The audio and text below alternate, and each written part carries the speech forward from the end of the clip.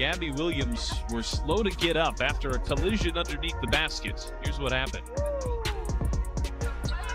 Well, that is a major collision for the two of them. They both knock heads. It took them both some time to get to their feet.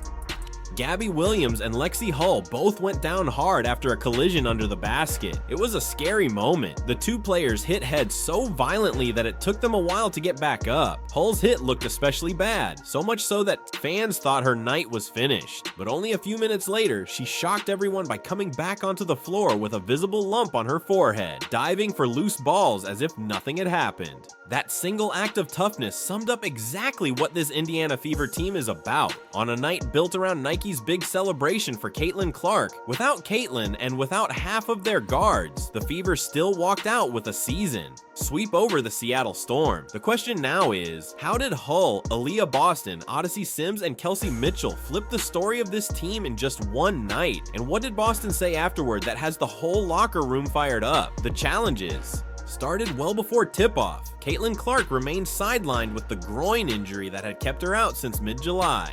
Sophie Cunningham, Ari McDonald, and Sydney Colson were all out for the season with injuries. Chloe Beebe was managing knee problems. That left Indiana missing most of its guard rotation, forcing the starters to play heavy minutes and the bench were stretched thin. Aaliyah Boston has been the one most affected by these losses. Without point guards to get her the ball in the right spots, her job became harder. But against Seattle, she took matters into her own hands. Boston attacked the rim aggressively, played through contact, and defended with authority. She even took on the challenge of guarding Nneka Ogwumike. From the opening minutes, she set the tone for both ends of the floor. The timing could not have been tougher. Indiana had lost 4 of their last 5 games, slipping near the playoff bubble with a 19-18 record, barely holding the 8th seed. Seattle sat just ahead in 6th, so every possession carried extra weight. Boston herself admitted after the game that it felt important, but she kept repeating the team's motto: focus on one game at a time, be where your feet are. Meanwhile, Gainbridge Fieldhouse was packed for Caitlin Clark's Nike logo reveal. Banners hung around the arena, fans wore promotional shirts, and photo stations lined the concourse. It was meant to be her night, but Clark was on the sidelines, cheering in street clothes. The Fever had to deliver without her, and then came the moment that nearly broke the game open, the collision. Early in the first quarter, Lexie Hull and Gabby Williams dove for a loose ball under the basket. Their heads smacked so loudly the crowd gasped. Williams stayed on the bench, but Hull headed straight to the locker room, holding her forehead.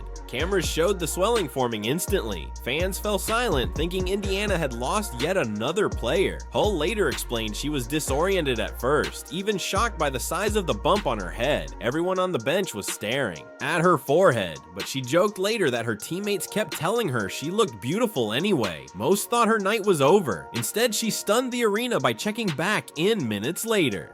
And she didn't just play, she hustled. The first possession back, she dove onto the floor for a loose ball. The building erupted. It was the spark Indiana needed. Hull finished with 9 rebounds and a team best plus-minus of +31. She wasn't the top scorer, but her defense and hustle completely changed the energy of the game.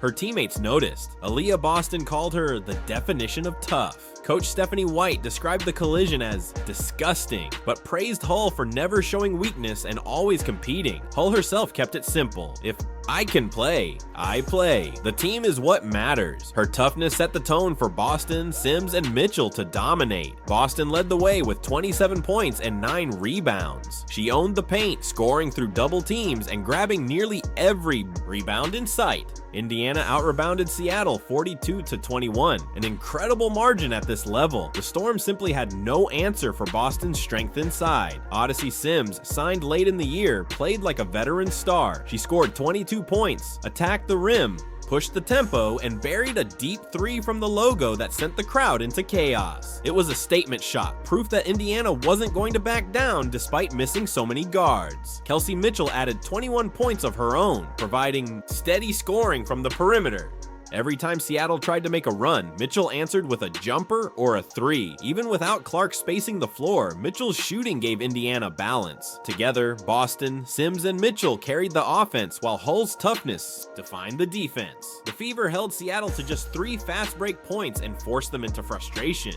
By the end, Indiana controlled every aspect of the game, winning 95-75. That result not only gave them a season sweep over the Storm, 3-0, but also pushed them back up to 6th in the standings. After the game, Stephanie White praised the total team effort, 22 assists on 36 made shots, and more free throws made than Seattle even attempted. It was, as she put it, the most complete game we've put together in a long time.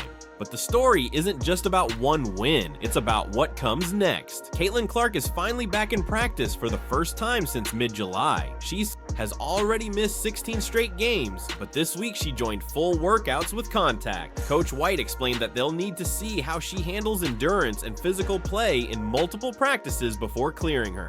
With only 6 games left, the urgency is high. Fans are circling Friday's matchup against the Los Angeles Sparks as her possible return. That would give Indiana time to reintegrate her before crucial games against Phoenix and Minnesota. Clark's return isn't just about her scoring, it's about the spacing and playmaking she provides to unlock Boston even further. On the same night her Nike logo was everywhere in the arena, Clark sat on the sidelines cheering her team to their best win of the season. And that's the point. Indiana proved they are more than just one star. They showed grit, identity, and toughness, qualities that don't disappear when injuries hit. Now, with Clark's comeback close, the question is simple. If they can dominate while short-handed, what's their ceiling when they're finally whole again? If you're with the Fever, drop a comment saying, "I've got the fever," and stay tuned, the best may be yet to come.